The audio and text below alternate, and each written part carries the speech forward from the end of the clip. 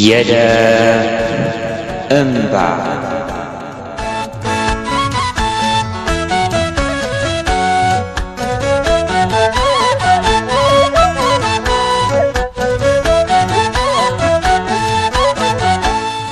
ደራሲ ሀብታሙ ደበበ።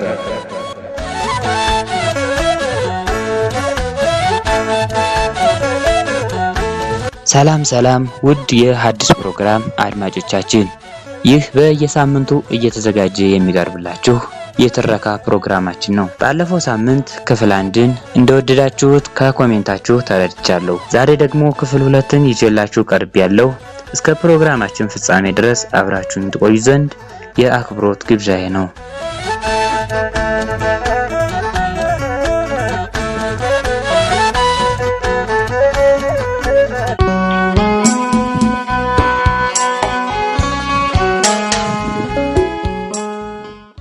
ኤርሚያስም ያላሰበው ነገር ገጠመው። በዚያ በሚያስፈራ ሌሊት ብቸኛ በሆነበት ሰዓት የግቢው በር በኃይለኛው መንኳኳት ጀመረ። ከዚያም ኤርሚያስ ድንጋጤው በእጥፍ ጨመረ። እንዳይከፍተው ፍርሃት ያዘው። እንዳይተወው ደግሞ ምናልባት ቃል ልትሆን ትችላለች በማለት ግማሽ ፍርሃትን ግማሽ ደግሞ ድፍረትን ተላብሶ ለመክፈት ወሰነ።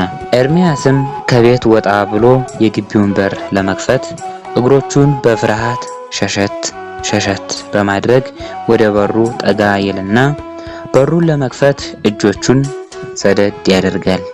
ግን ገና በሩን ሳይከፍተው በስተኋላው የሹክሹክታ ድምጽ ይሰማል።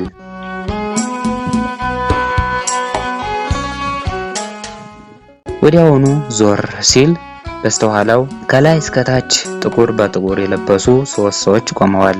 ኤርሚያስም ራሱን ስቶ ባለበት ወደቀ።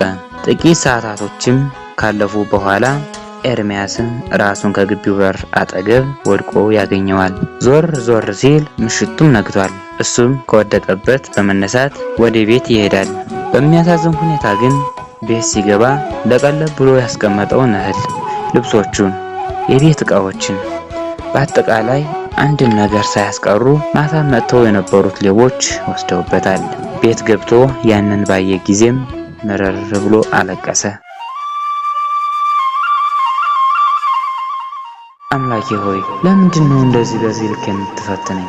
እሺ ከዚህ በኋላስ ምንድነው የምሆነው? አንድ የምወዳትን ፍቅረኛዬ አሳጣኸኝ፣ አሁን ደግሞ የምበላውን እያለ ከቤት ደጃፍ ላይ ተንበርክኮ አምላኩን ያማርር ጀመር። ሲያዝን ሲታክዝ ከቆየ በኋላም ብድግ ብሎ ቃል ኪዳንን ፍለጋ ትናንት ወደ ተዝናኑበት ከተማ ወጥቶ ሙሉ ከተማውን ሲፈልጋት ዋለ። እሷን ግን ሊያገኛት አልቻለም። ኤርሚያስም እሷን ሳሊዝማ ቤት አልመለስም፣ ቤተሰቦቿ እንዳልጠይቃቸው እነሱንም አላውቃቸውም በማለት ቃል ኪዳንና እሱ ለመጨረሻ ጊዜ በተለያዩበት ቦታ ላይ ቁጭ ብሎ እንዲህ እያለ ያንጎራጉር ጀመር። ክረም ሲያልፍ በጋ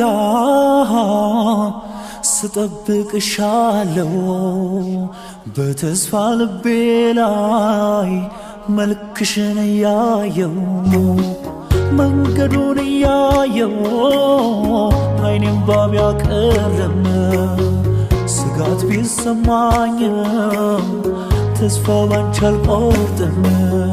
ፀሐዩን እሱ ቢበረታ ቸነፈር ከላይን ቢመታ አለሁኝ ሁሉን ተቋቁሜ ወዴት ነው ያለሽው ዓለሜ?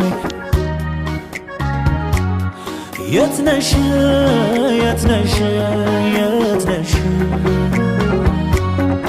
ህመሜን ስቃይን ባየሽ የትነሽ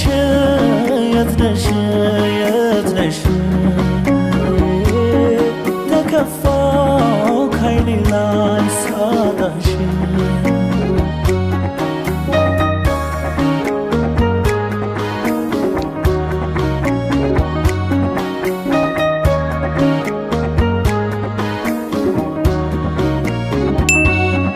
የተውሺ ቦታ ላይ እመላለሳለሁ ትመጫለሽ ያልኩ ቆሜ እጠብቃለሁ ሳላይሽ የዋልኩ ሳላይሽ አንድ አባትም ከሩቅ የሱን ለቅሶና እንጉርጉሮ ሰምተው ወደ አጠገቡ ጠጋ በማለት ምን ሆነሃል ልጄ? ለምንድነው የምታለቅስ? ለምንድነው የምታንጎራጉር? እያሉ ይጠይቁታል። እሱ ግን ሊመልስላቸው አልፈቀደም። አሁንም በድጋሚ አትናገርም እንዴት? ንገረኝ እንጂ ምን ሆነሃል እያልኩህ እኮ ነው ይሉታል። ኤርምያስም መልስ ሳይሰጣቸው ብድግ ብሎ ፊቱን አዙሮ ተቀመጠ። እኒያ አባትም ወይኔ ማን ደፍሮ እምቢ ካልክ ምን አደርግሃለሁ ብለው ጥለውት ሄዱ። ኤርምያስ ግን እኒያ አባት ወይኔ ማን ደፍሮ ሲሉ የሆነ ነገር ትዝ አለው። ለመጀመሪያ ጊዜ ኤርምያስና ቃል ኪዳን ሲተዋወቁ ቃል ኪዳን ማን ደፍሮ እባላለሁ ያለችው ትዝ አለው። ኤርምያስም እንዴ አባቷ ሊሆኑ ይችላሉ። አባ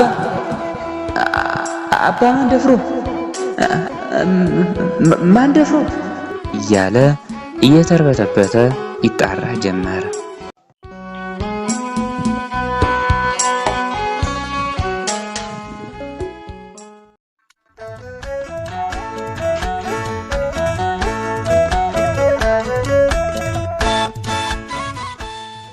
ለዛሬ ያዘጋጀሁላችሁ የደም እንባ የተሰኘው ክፍል 2 ይህንን ይመስል ነበር።